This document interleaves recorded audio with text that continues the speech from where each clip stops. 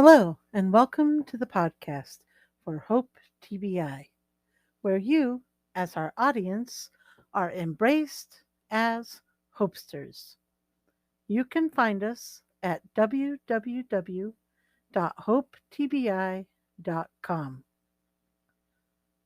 This is part one of a two-part series.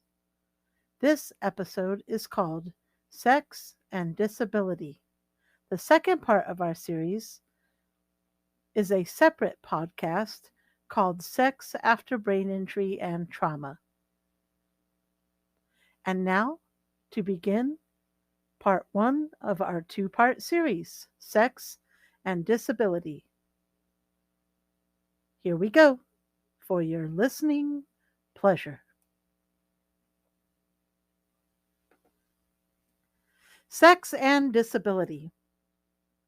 Sexuality is one of the most complex aspects of life. But the sexual lives of people with disabilities have been disregarded and stigmatized. As a result, sexuality as a form of pleasure and an expression of love is not taken into account or even recognized for individuals with disabilities. What also is not taken into account during the rehabilitative process is the endocrine and physiological changes that can take place as a result of a brain injury and the resulting changes that can occur in a person becoming over sexualized, or on the other end of the spectrum, having a change of or lacking libido as a result of those changes. This can absolutely impact relationships, dating, marriages, and one's own personal expression. Sexual expression is influenced by cognitive and emotional processes, and it's dependent on functioning anatomical and physiological systems. In other words, our brains control our sexual organs and responses. Pretty simple, right? As a human being, it's natural to want to experience pleasure, enjoy the company of another person, experience the touch of another person, and want to enjoy intimacy with your partner, or yourself for that matter.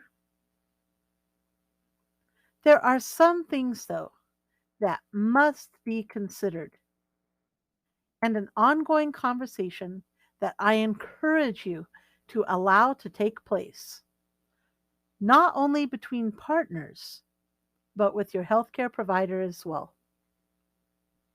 Before engaging in sexual activities, after a head injury or disability, or sustaining any bodily changes that makes a person have newfound limitations or mobility issues. Now, not everyone who has had a brain injury will have endocrine or sexual changes as a result of that brain injury. Not everyone that has a disability, mobility issues, or bodily changes has had a brain injury. Having a disability, whether caused by a brain injury or not, does not make any of us less of a person. Now, we may have to get creative with how we have been used to experiencing sex previously.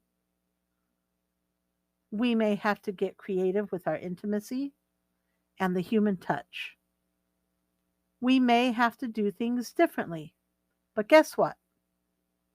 That's okay. Before resuming sex with a partner, boyfriend, girlfriend, or spouse, whoever that partner may be, talk about it with your doctor or therapist and be guided by their advice. Do what makes you feel comfortable. Make sure you are clear and talk with your partner about your expectations, fears, and feelings, including consent. Now, this may be an uncomfortable conversation,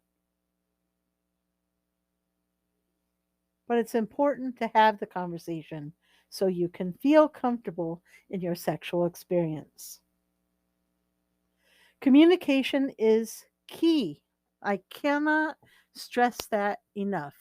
Communicate, communicate, communicate. Remember, though, to not put too much pressure on yourself. Focus on the pleasure and not necessarily the technique.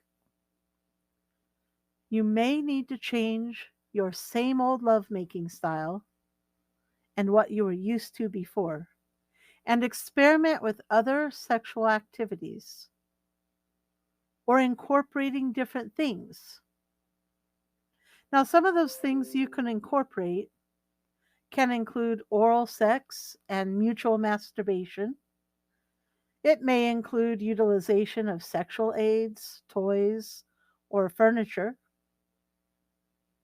It may include you increasing your intimacy, concentrating on boosting the romance aspect in your relationship by offering lots of affection, complimenting, and just saying nice things to each other, celebrating those big and small occasions. Now, we can't talk about sex without talking about the importance of safe sex. After a brain or body injury, it is just as important for you to protect yourself from unplanned pregnancy and from sexually transmitted disease as it was before your injury. Even if a woman's period has not returned, she can still get pregnant. Even if she is having her period, she can still get pregnant. Here are some tips to help with birth control and protection from sexually transmitted disease. Remember, safety first. Do research. Research to help figure out what method of birth control and protection from sexually transmitted disease are best for you. Because of changes in thinking abilities or physical abilities, it may be harder for you to remember to use protection or to remember to take it with you. You can plan ahead by always carrying a condom or other method of protecting yourself and your partner. For women who use birth control pills, for example, or a device that must be replaced, using a calendar or an alarm on your smartphone can help you remember to take the pills or change the device.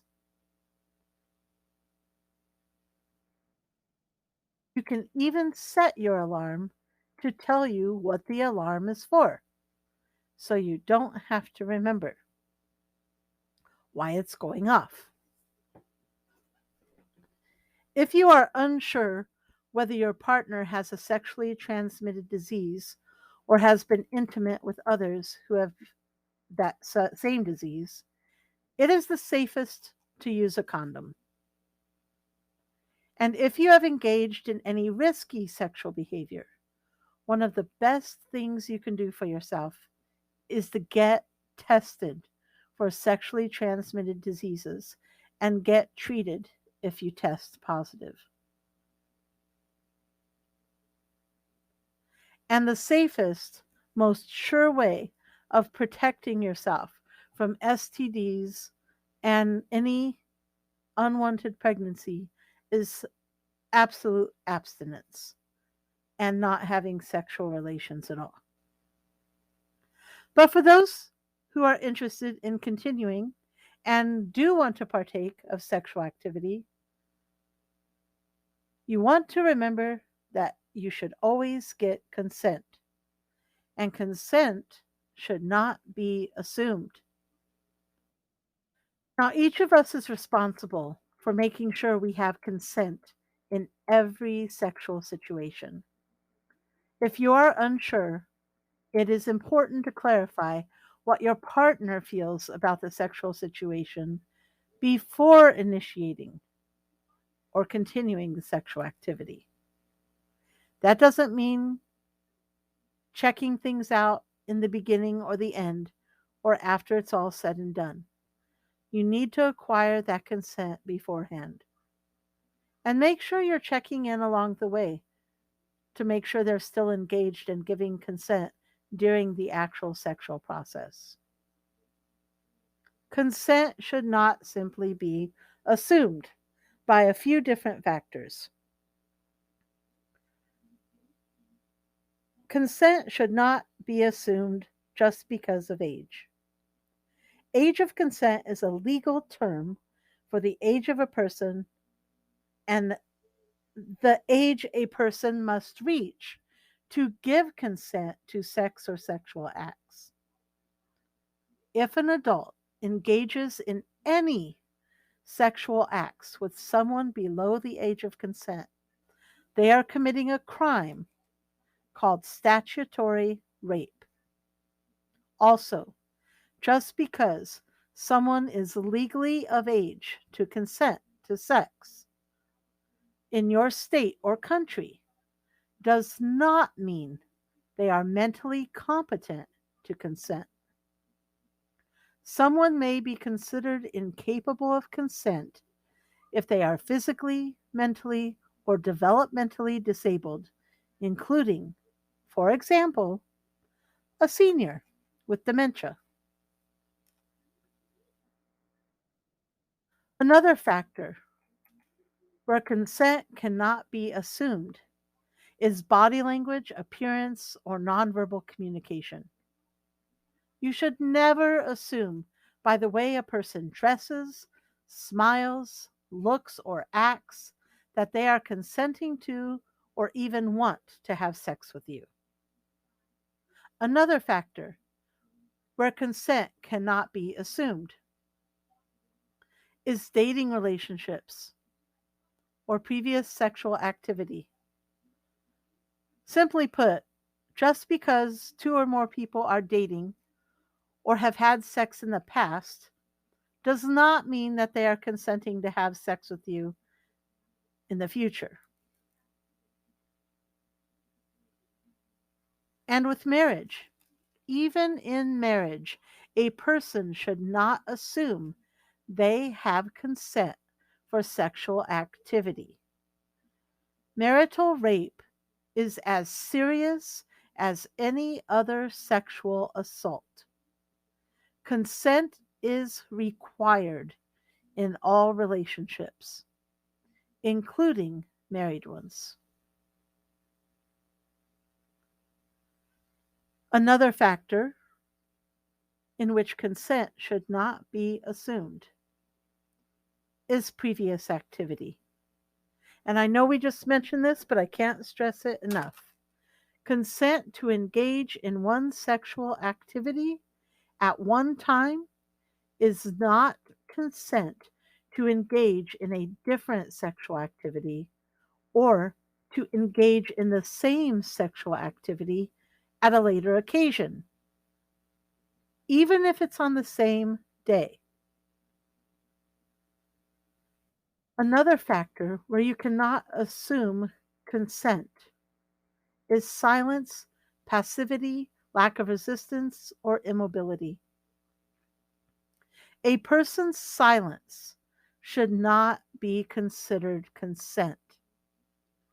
A person who does not respond to attempts to engage in sexual activity, even if they do not verbally say no, even if they do not resist physically, they are not clearly agreeing to sexual activity unless they are consenting to that activity. Incapacitation is another factor where you cannot assume consent. A person being in a coma renders that person absolutely incapable of giving consent. Someone who is in a coma is unconscious and has minimal brain activity. Yes, they are alive, but cannot be woken up and show no signs of awareness. They are essentially unresponsive to their environment. Sex with someone in a coma is considered rape, plain and simple. Now, there are other ways that a person can become incapacitated. Incapacitation can happen when alcohol consumption or use of other drugs, even if those are their own prescription drugs or medications. These can render a person incapable of giving consent. Alcohol, sometimes drugs, and even a combination of the two is often used as a weapon to target individuals and is used by perpetrators and predators to excuse their own actions. This is not acceptable or excusable. Additionally, while all states have their own specific laws, as do countries, here in Michigan, in this state, the criminal sexual conduct laws apply to a perpetrator regardless of whether or not they were drinking. It is very important to remember that sexual assault is never the survivor's fault, regardless of whether they may have been intoxicated or not. Now, the term sexual assault is important to define. Sexual assault means any unwanted, non consensual sexual contact of any kind. Now, that includes kissing, and it has to be obtained through the use of force, threat of force, intimidation, or coercion. Now, rape is unwanted, non consensual sexual contact that includes penetration. For example, vaginal or anal penetration, oral sex, and genital touching. Obtained through the use of force, threat of force, intimidation, or coercion. 18% of all rapes and sexual assaults are reported to be committed by strangers. What does that mean? That means that most of the crimes that are committed by someone the victim knows, is close with, or related to, according to a report in the 2017 Bureau of Justices. Now that we've discussed all the serious business about sex, consent, and being aware of our responsibilities around sex, let's dispel some myths about disabilities and sex. What are some things you can think of that could be myths around disability and sex? Go ahead, think of some. Maybe write some down. I'll give you a moment.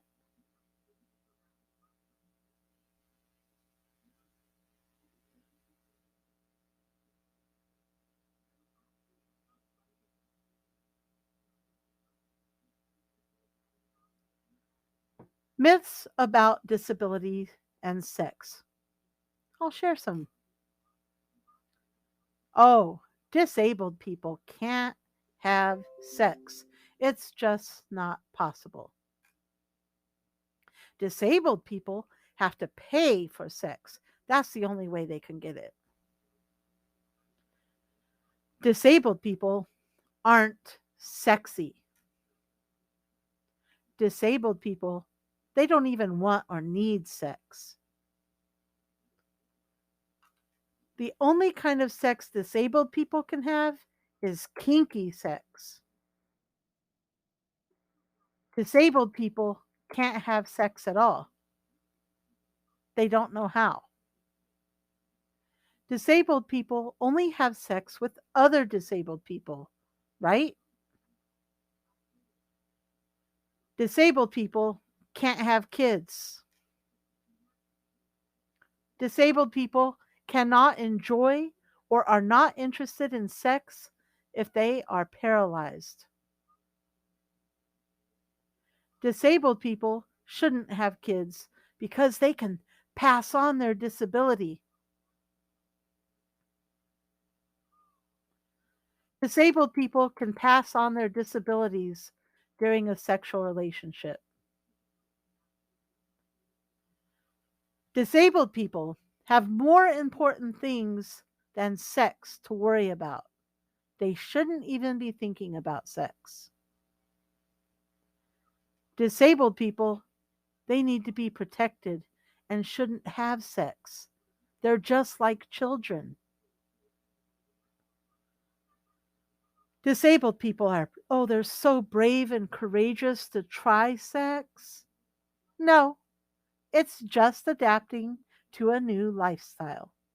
This does not make them brave, it makes them humans with sexual needs, just like anyone else. All persons in wheelchairs, using walkers or canes, they're just chronically ill, frail, or sickly. They don't want sex.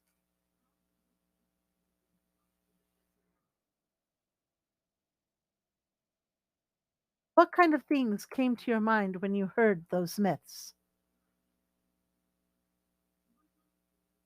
Have you heard any of those myths used before? Have you thought of any of those myths? Okay, so we've discussed the myths. We've heard a few myths, and I'm sure there's a lot more out there. But what are the facts? What are the facts about disability and sex? Things that are not myths. Well, let me tell you. But first, I want you to think if you can come up with some facts about disability and sex. Go ahead. I'll give you a moment.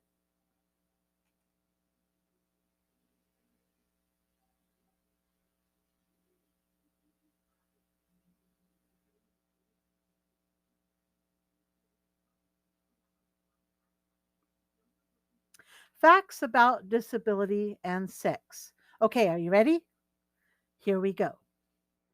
People with disabilities can be sexual and enjoy sex. Some people who use a wheelchair, walker, or cane can still feel down there. Imagine that. Sex is not just all about each other's privates, it's about intimacy and closeness as well. It's about bonding. People with disabilities can be kinky or not kinky. They can like one position or many positions. And people with disabilities can be sexy. Mobility aids can be a fun addition. People with a physical disability don't always just lie there. Disabled people can have sex and enjoy the sex with their partner. They can give enjoyment and get enjoyment. Disabled people sometimes choose to pay for sex just like people who are not disabled.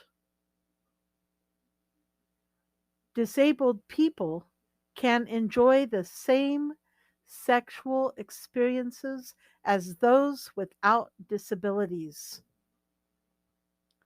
Disabled people can have sexual desires and needs.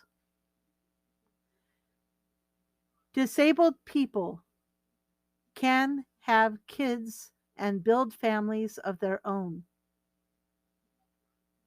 People with disabilities can identify as LGBTQ as well. All people need to learn about and understand sex, the myths, the facts, create a conversation. Sexuality is one of the most complex aspects of life. But the sexual lives of people with disabilities have been disregarded and stigmatized for far too long. We have the ability, through education and awareness, to remove those stigmas and make sexuality a normal part of conversation, not just with our healthcare providers, but with each other as well. Sex and disability. Don't diss our abilities. And don't diss our desire for pleasure.